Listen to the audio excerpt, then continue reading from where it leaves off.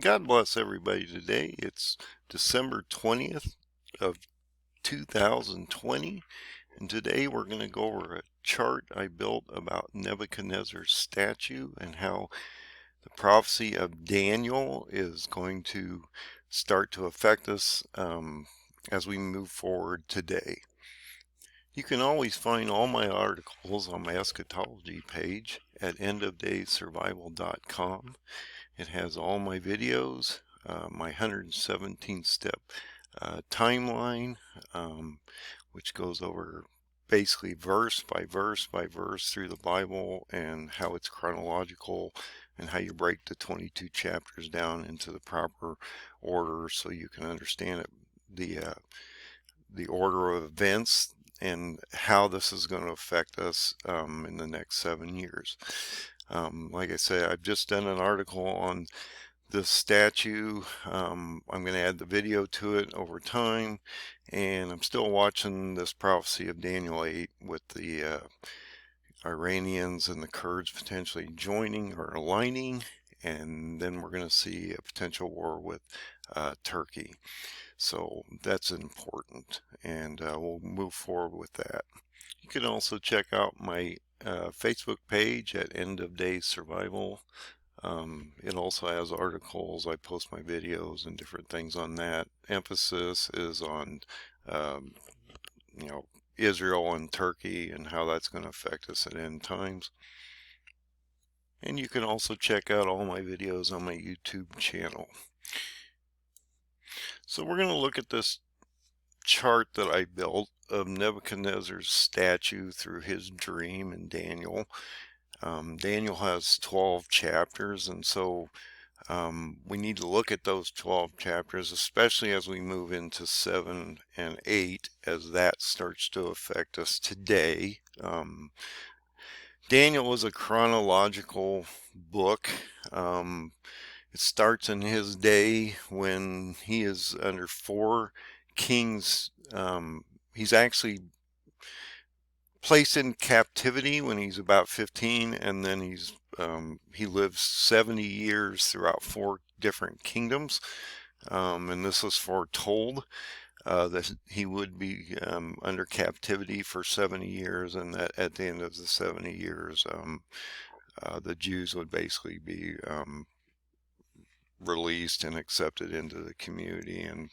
And so let's look at the kingdoms that Daniel existed in and how that dream of Nebuchadnezzar's statue is going to affect us as we move into today, or present, and into the future. Now, I think it's extremely important that when you look at the statue and how it goes from the first kingdom, which was Egypt, to the 8th kingdom, which is a warning or a indication in Revelation 13, 1 through 3 that we should be watching. And I want to sort of go over what I'm talking about here and how this is going to affect the statue and Daniel's interpretation as we move into present day and future.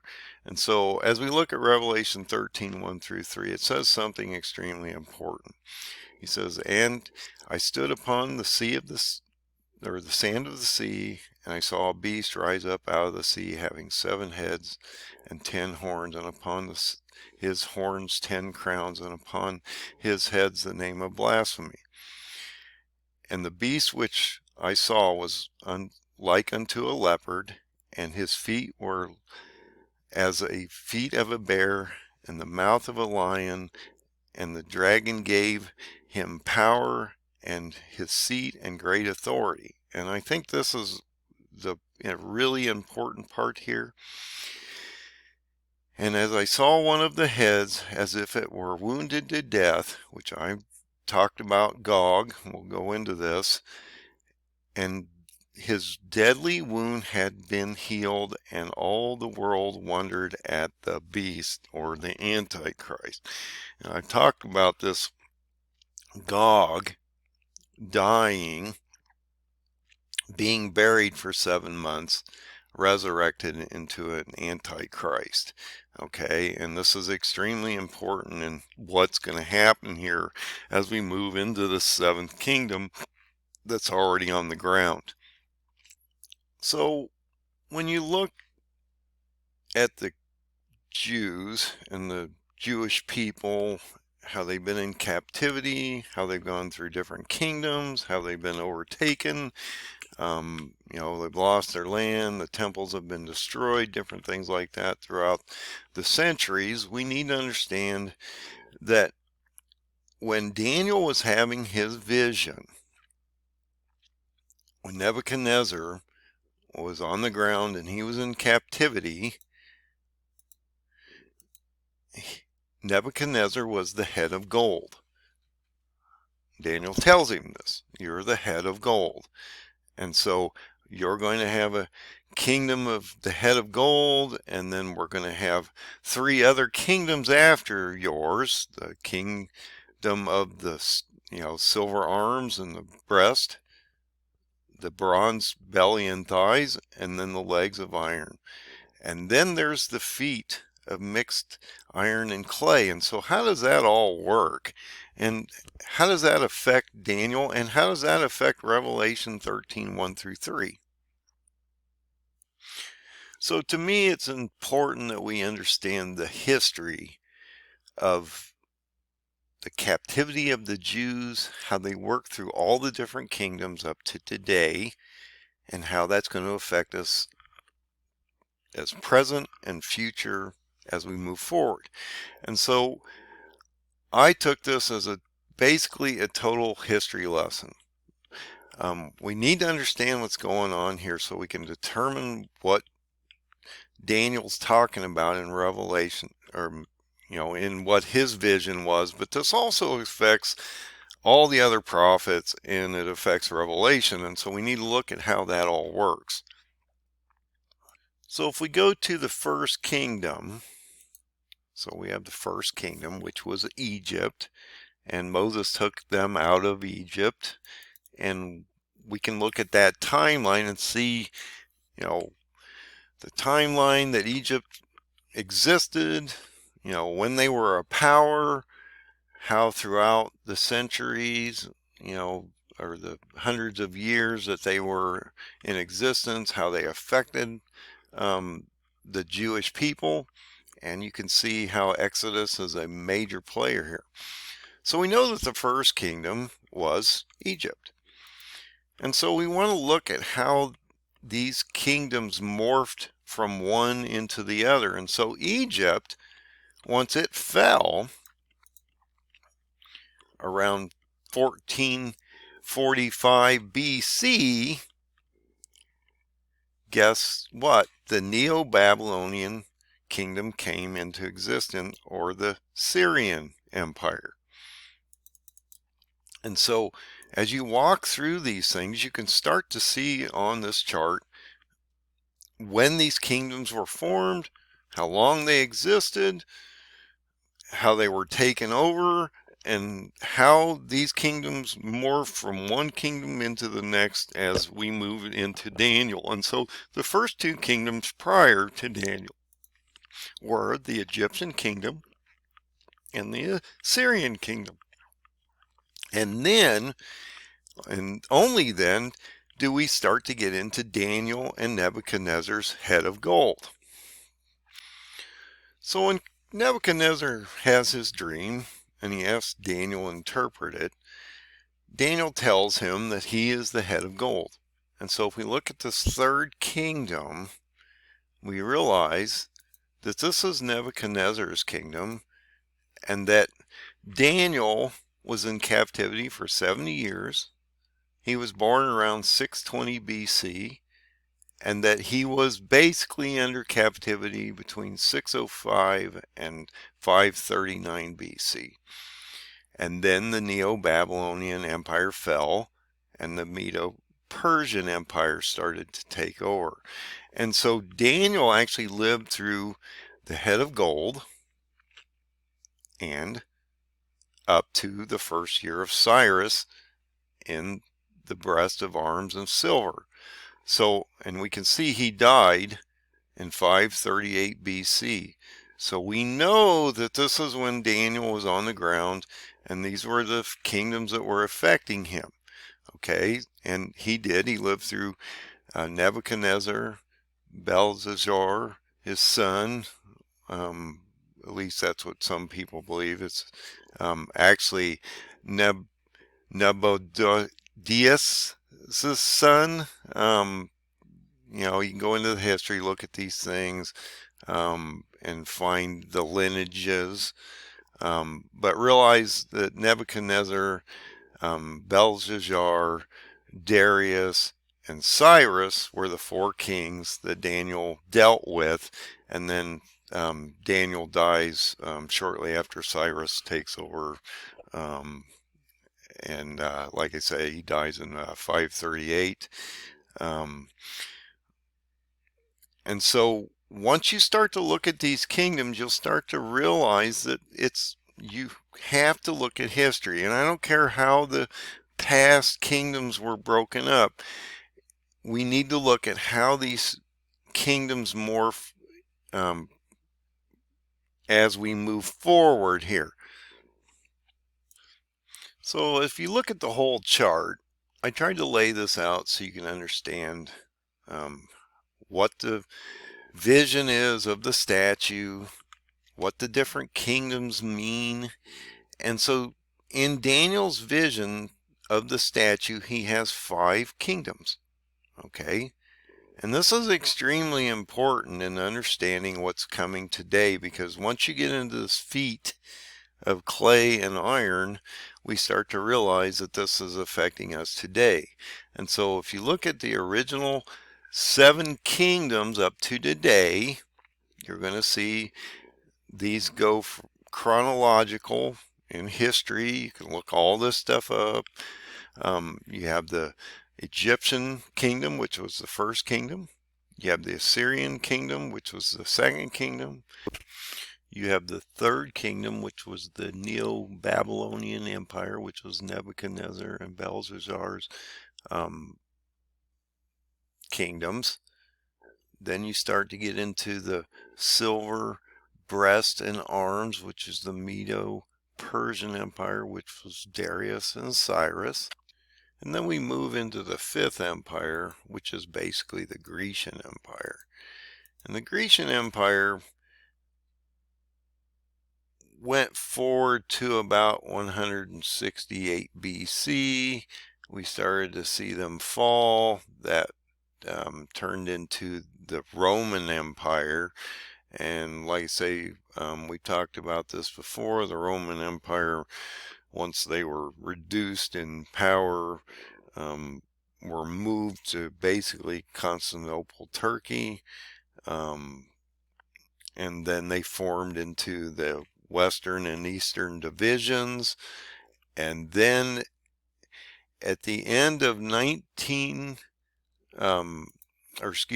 end of 1453, they fell to the Ottomans. And this is extremely important as we move forward.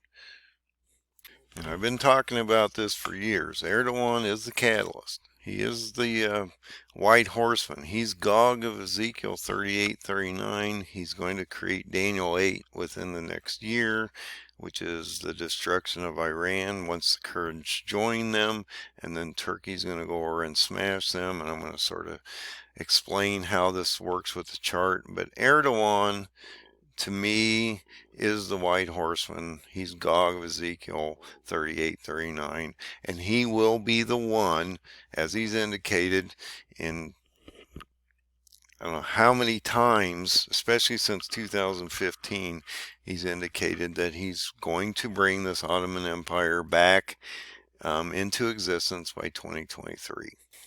So the 6th kingdom, which are the iron or legs of iron, which are the Roman Empire that was moved to Turkey, is the 6th kingdom.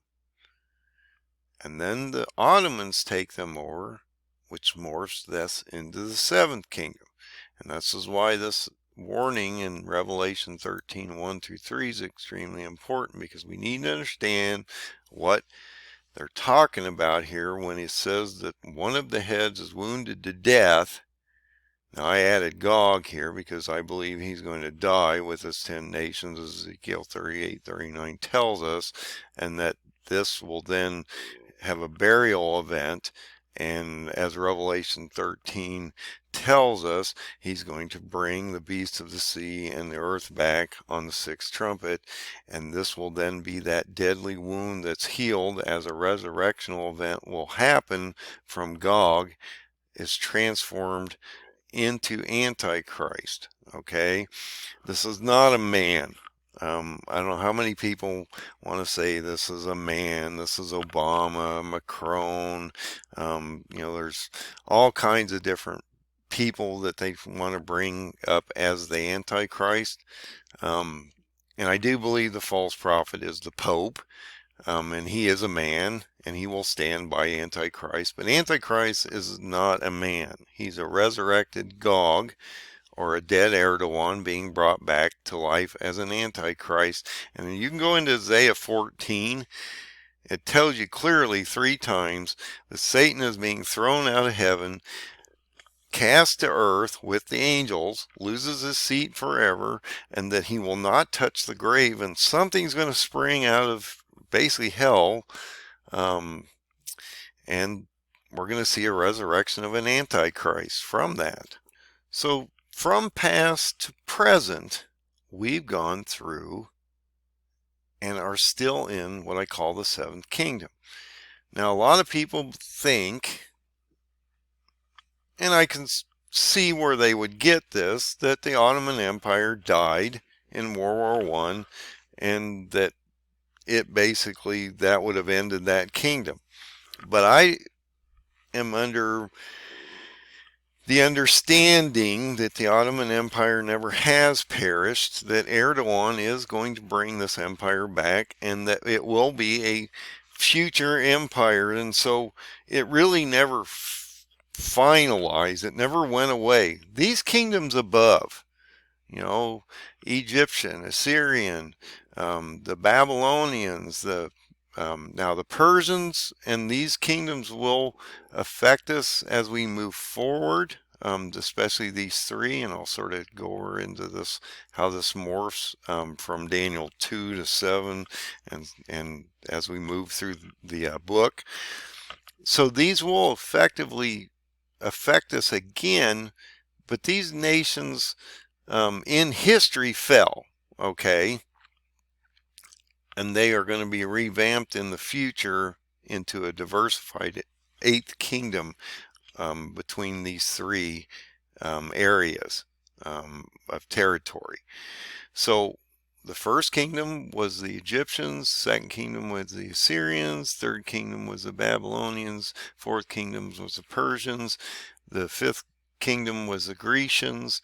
The Grecian Empire morphed into the Roman Empire. That was then moved to Turkey. That broke into the Western and Eastern legions, and they were then overtaken by the Ottoman Empire. And so we need to then go into that 7th kingdom to understand what is coming up.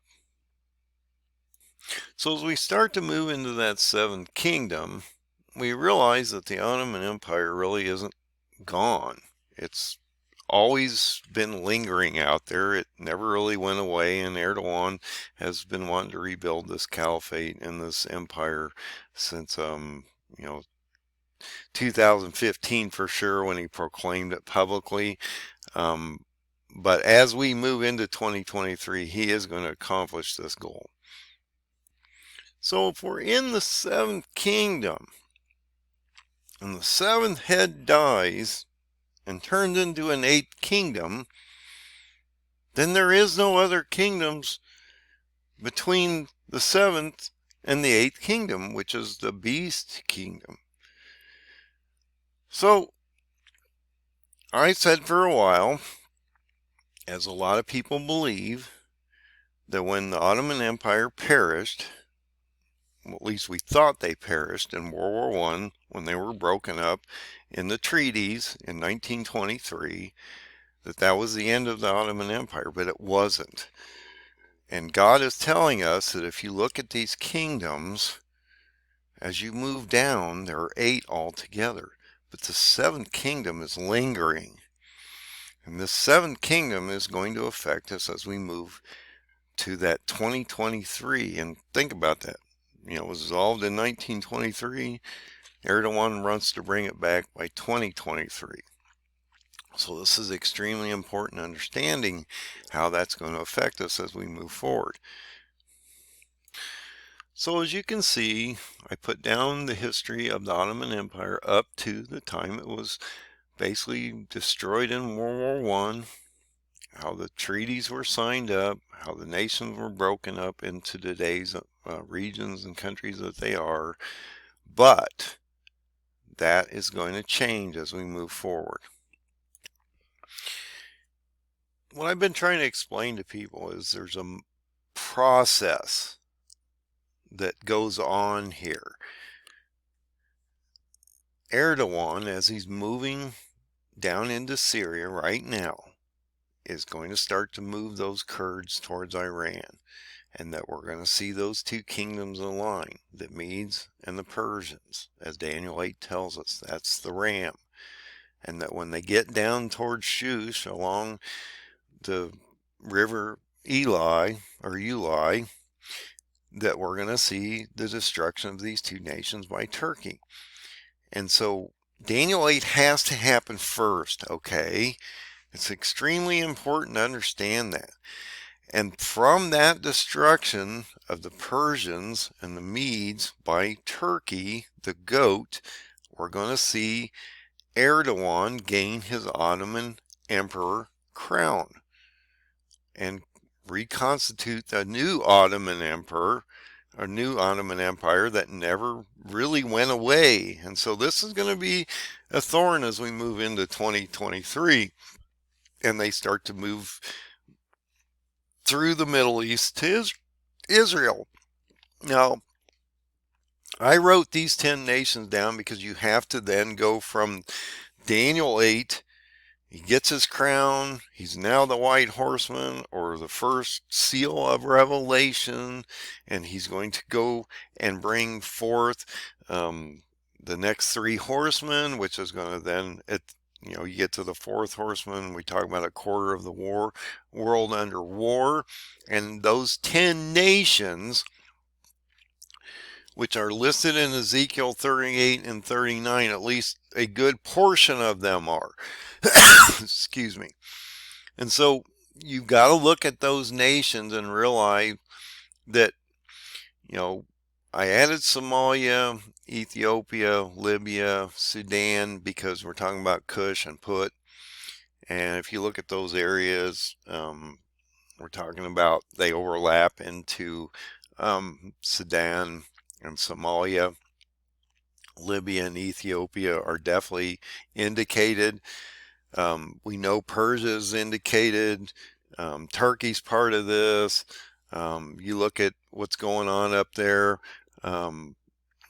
Azerbaijan and Iraq, Afghanistan. All these countries are going to be affected and they're all the radical Muslim nations. And so, people say, well, this doesn't have anything to do with Egypt and Saudi Arabia. No, it doesn't, because they're not radical Muslims, and they're going to be fighting against Erdogan as he moves through the Middle East. And so, Jordan, Egypt, Saudi Arabia, these places are not going to be part of the 10 nations. But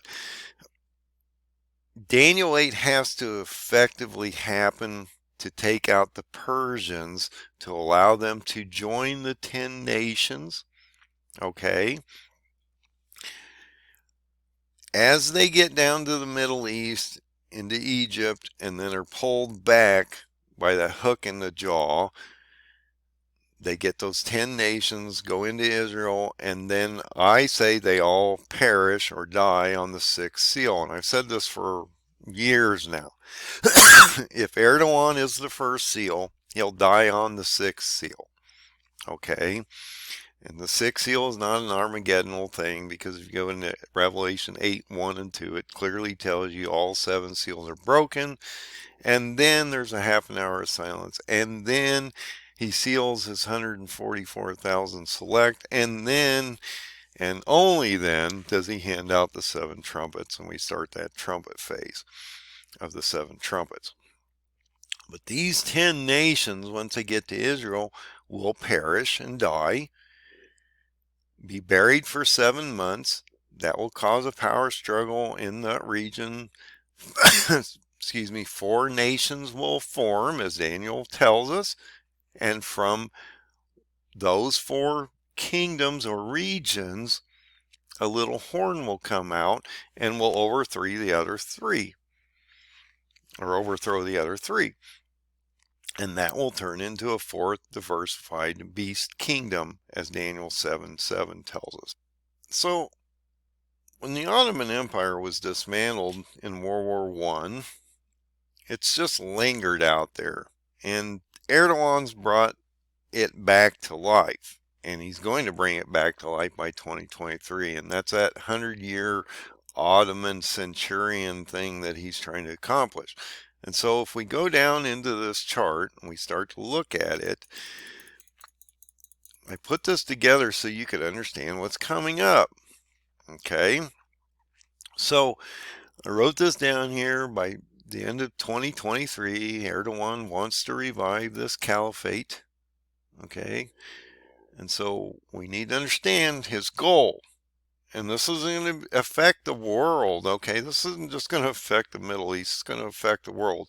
Think about that. If he's the first seal, or the white horseman, he brings a quarter of the world under war, and then all 10 nations die on that 6th seal, that's going to affect the geopolitical environment of the whole world.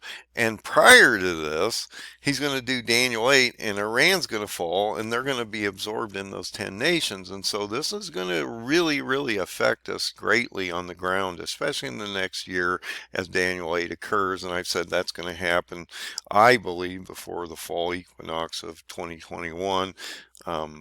And so that's something we have to watch. Are the Kurds going to be shoved down between Baghdad and Shush, Iran, as Daniel 8 tells us in the first 8 to 10 verses? They're going to be shoved down there, and as they stand with Iran along the river Ulai, then Turkey's going to come over and smash them and crush them both. And that will then allow him to gain his Ottoman crown. So I've added quite a bit of information to this section just below the Ottoman Empire, the feet and the iron and clay, and how they don't mix. And a lot of people say, well, it has something to do with Europe because there's Grecian, empires involved in this, and so it must have something to do with these nations listed in Ezekiel and some European nations. I do not believe that. I believe they're all radical Islamic nations. And if you go into Put and Kush and all the different countries, you'll start to realize that it probably has nothing to do with Europe or the United States. What I did here was I took this as a breakdown. I wanted to explain this to you so you can sort of understand how this is all going to happen. So I'm going to bring this up just a little more so you can see it a little better. So I've said for a while, I believe Erdogan is the white horseman first seal revelation, and when he invaded on Yom Kippur on October 9th of 2019, that was the breaking of the first seal. That started the birth pains and sorrows on the world. And just think about that. Right after October, we started getting those reports of coronavirus out of China and how they started to basically impregnate the whole world with this disease that we're still being affected by. And that is going to be a peak issue in about 3 weeks. We're going to see a major peak on that last unlocking And I've said for a while, about the middle of January, we're going to start to see that second wave really kick in. But if Erdoğan did break that first seal on Yom Kippur on October 9th of 2019, and he is the white horseman, he's also Gog of Ezekiel 38 and 39, and that he will first of all create Daniel 8. Okay? Daniel 8 is the first thing that should happen. Okay, that's what we're, if you in the know at all, we're all waiting on Daniel 8 right now. If you're not waiting on Daniel 8, you probably don't know what's going on. So Turkey's going to force those Kurds down to join with Iran. They're going to push them down along that. You look at that Kurdish footprint and you'll realize that as they collapse that northern border from Syria through Iraq, and they start to push them down towards Baghdad, towards Shush, Iran, that's going to start to collapse the Kurds, and they're going to have nowhere to go but to Iran. And so those two kingdoms have to join. And when they do align or have some kind of agreement between the Medes and the Persians, then we'll see Turkey run over and crush them. And I say that happens by the end of 2021. This will then allow him to absorb the Iranians and the Kurds into the new Ottoman Empire that he's building. And that he will then be able to form those 10 nations of Ezekiel 38, 39. And that he'll drive through the Middle East from Iran to Egypt. And then he'll be pulled back between the two seas, the Mediterranean and the Dead Sea, and that he'll give those 10 nations authority for 1 hour or 15 days, 1,000 days of ours is 1 day of God. If you break that into minutes, hours, and so forth, 1 hour of God's time is 15 days on this planet. Excuse me. Once he touches the Temple Mount with all of his nations, that will basically just all the nations will be destroyed on the sixth seal from the wrath of the Lamb, which is Jesus. In Revelation 6:16, Revelation 6 is all about the Lamb. That has nothing to do with the wrath of God. The wrath of God starts in Revelation 15:1, so it is not the same. The seals are before the trumpets are before the bowls. Once he gets down there and attacks Israel and all 10 nations are destroyed, as Ezekiel 38:3-8 tells us, look at that. The four winds are being held back. Why? Because they're going to seal this 144,000, and we're going to bring out the trumpets. And when do those four winds release? They release on the sixth trumpet, as I'll show you as we move forward here. 7 seals broken, half hour silence, selection 144,000, 7 trumpets are handed out. Erdoğan and his 10 nations are buried in Ham and Gog for 7 months, and they burn the weapons for 7 years. Okay, alluding to that 7-year tribulation period. And this is not the same as Revelation 20 Gog war, because that is in heaven. Those people have been taken up. They've already been resurrected or raptured away, and they're in heaven. They have 1,000 years, and at the end of the 1,000 years, Satan is released. And guess what? The people that go against God, that fight against him in that war, are consumed by God's hand by fire and not buried. So if you want to look at that and determine that these are flesh people on the ground, on earth now, and that when you get into Revelation 20, that's a millennial thing, and that they're spiritual because they're in heaven. They're not on this earth. New kingdom has not joined earth yet. He hasn't brought the bride to the planet. They haven't, connected the two yet. So they're still in heaven in the 1,000 years. And after that, then the kingdom is brought down to heaven.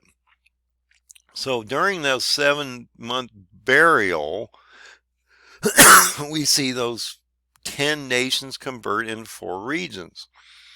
And from one of the 4 regions or kingdoms, a little horn called Antichrist comes out. The first 4 trumpets sound during this burial, I believe. You got 7 months, okay? And so I want you to look at how this sort of breaks down. So you got 7 months, they burn those weapons, or bury the bodies and burn the weapons for 7 years. They have that burial for 7 months. And so when those 4 trumpets sound, something interesting sort of caught my eyes, okay? So when the bottomless pit opens on the 5th trumpet, that's 5 months the scorpions come out.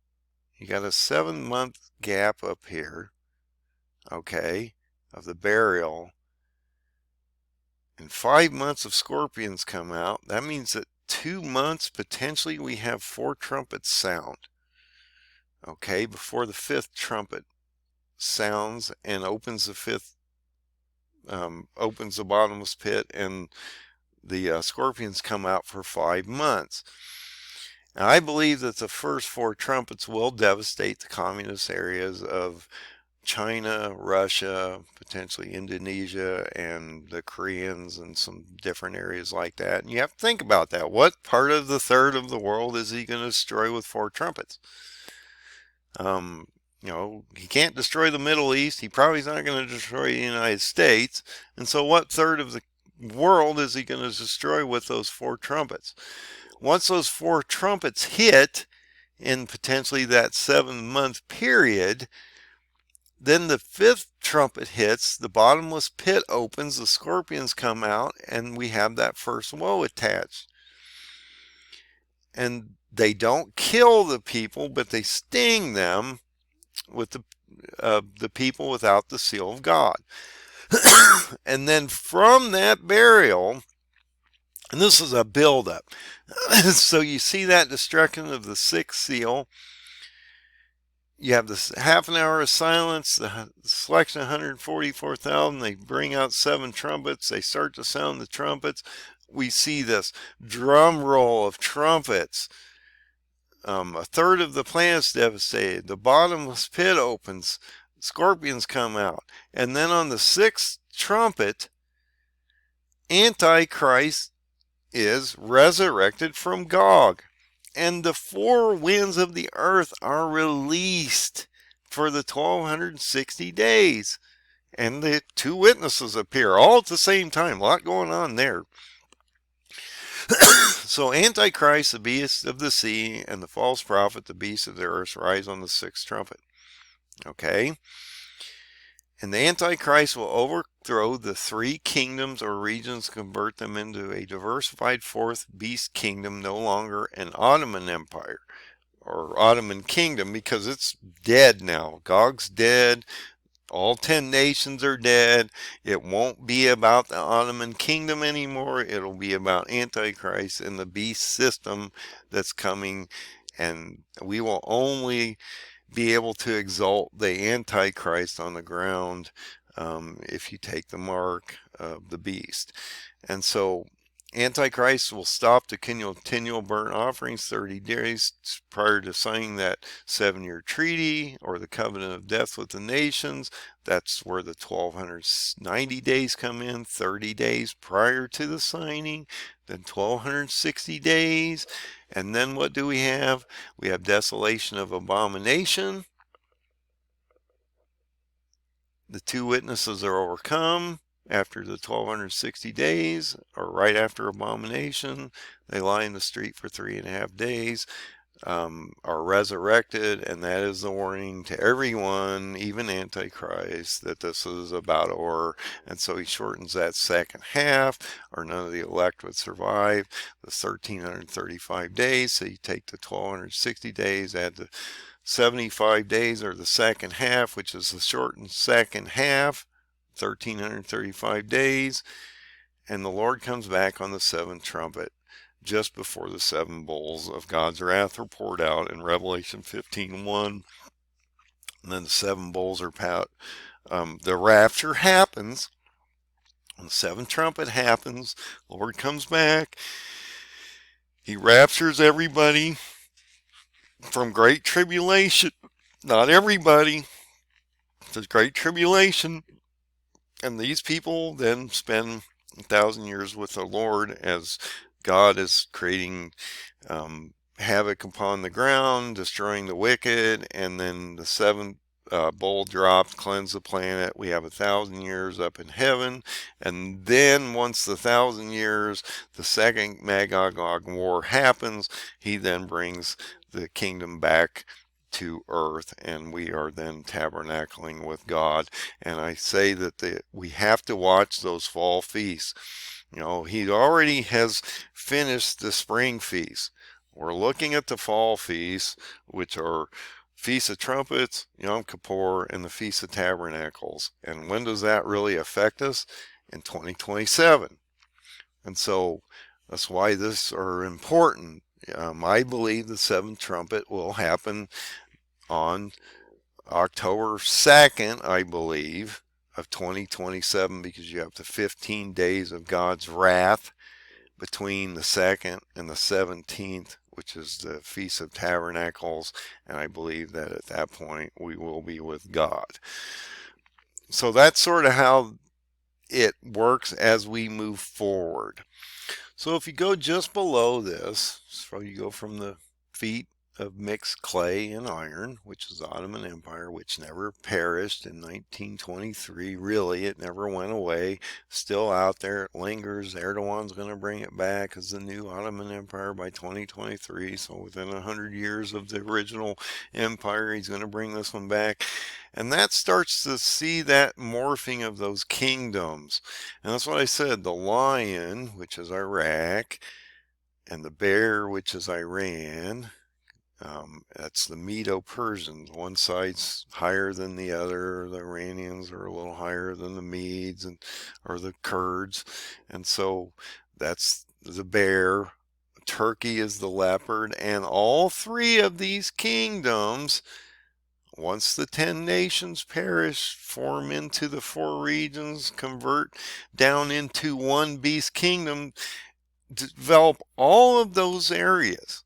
And that's what they keep talking about. The lion, the bear, and the leopard, which is Iraq, Iran, and Turkey, are the areas of the beast kingdom. And so we need to look at that and how this explains how the 10 horns come first. They reduce down to 4 kingdoms. Antichrist will come out. The 4 kingdoms then are reduced down to 1. And so all 10 horns are part of the beast system. And so this is extremely important as we look at this. And I went into these verses so you can see this, you know. Daniel 2 with the statue and the beasts that come up in Daniel 7 are actually a mirroring from past to future or present to future.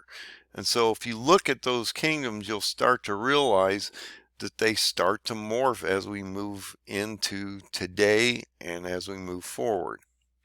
So in Nebuchadnezzar's dream, as we move from 2 to 7, we start to realize that the kingdoms of the lion, the bear, and the leopard are the same as the gold head, the silver arms and breast, and the bronze belly and thighs.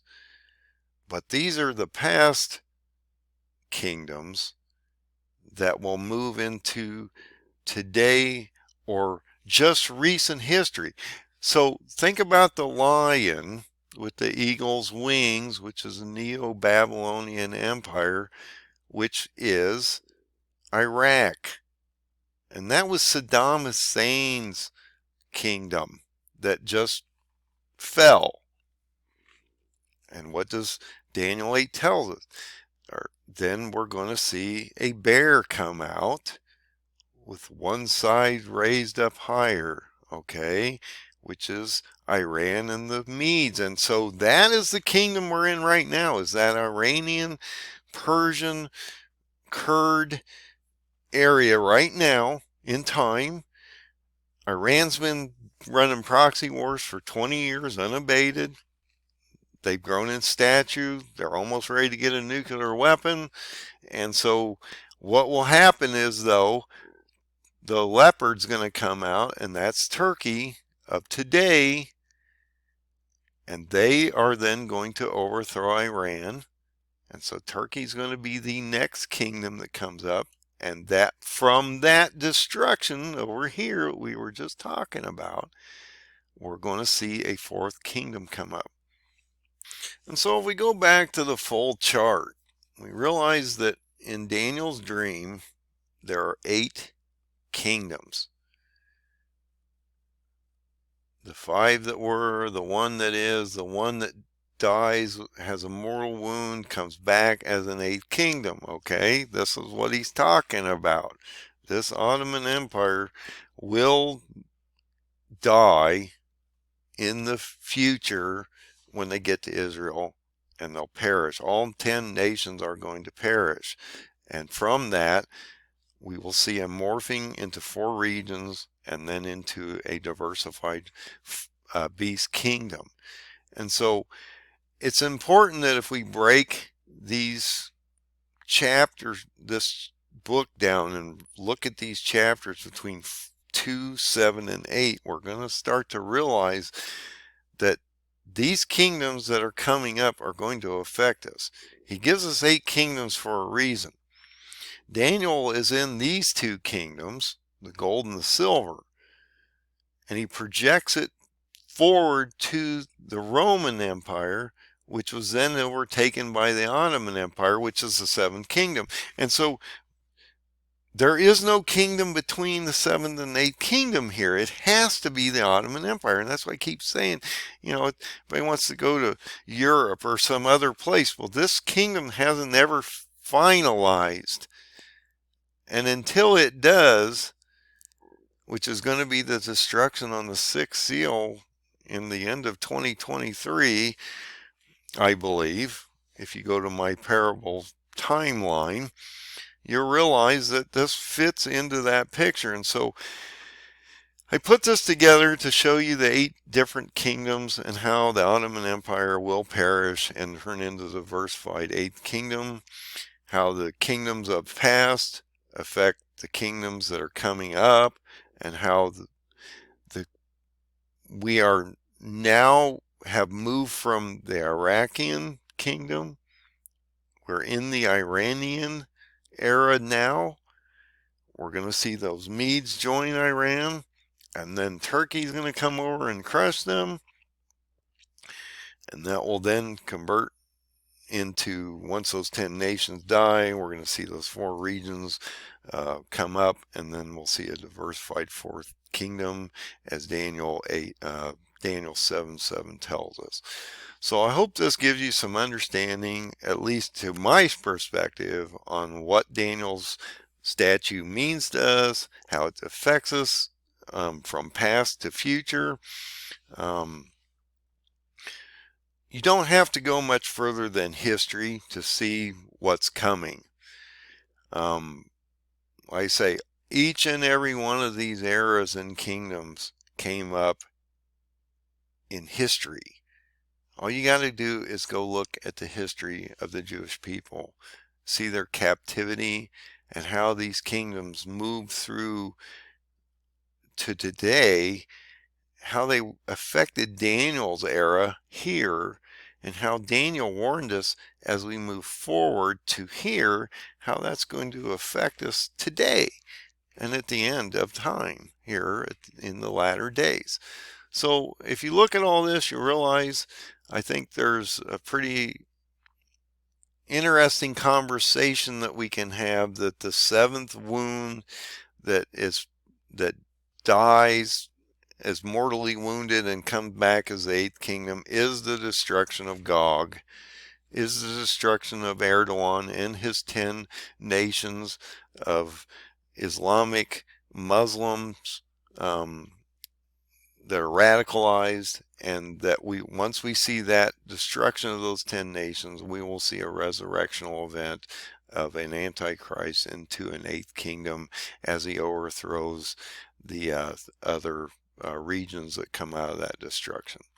So hopefully this gives you a little more in-depth look at this. I'll put all this on my website. You can pull the PDF up, look at all the different files, go through the history, see how this morphs from kingdom to kingdom, how Daniel's time affected the statue, and we then know where we are when we look at this statue, because he clearly tells us the head is the Neo-Babylonian Empire, and so we can go from that connection point and move forward into this. So God bless everybody. Find that narrow open door, which is Jesus. Repent, get right.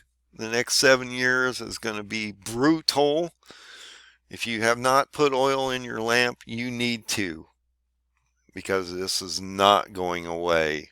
We're going to see a spike in the corona in the next 3 weeks as we move through flu season.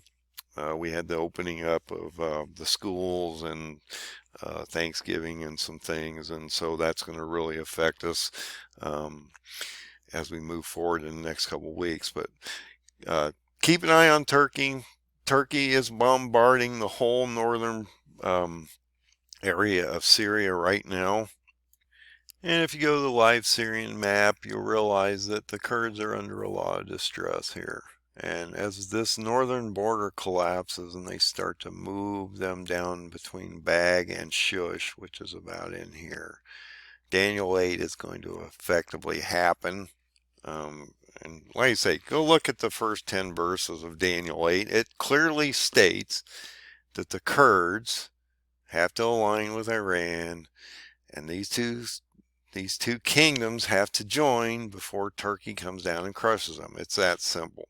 And that the ram is standing along the river Ulai, and the palace of Shushan, which is the city of Shush, Iran. And so once these nations, this Kurdish nation, starts getting funneled all the way down into here, and they start to pull down here, and I said this, by the fall of next year, we're going to see the destruction of the Kurds and Iran, and that will then absorb them into Ezekiel 38-39 prophecy. They'll start to move across and head towards Egypt.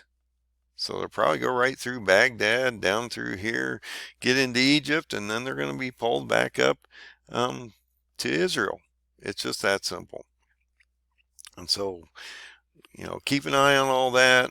God bless everybody. Have a great day. Repent, get right with the Lord. Amen.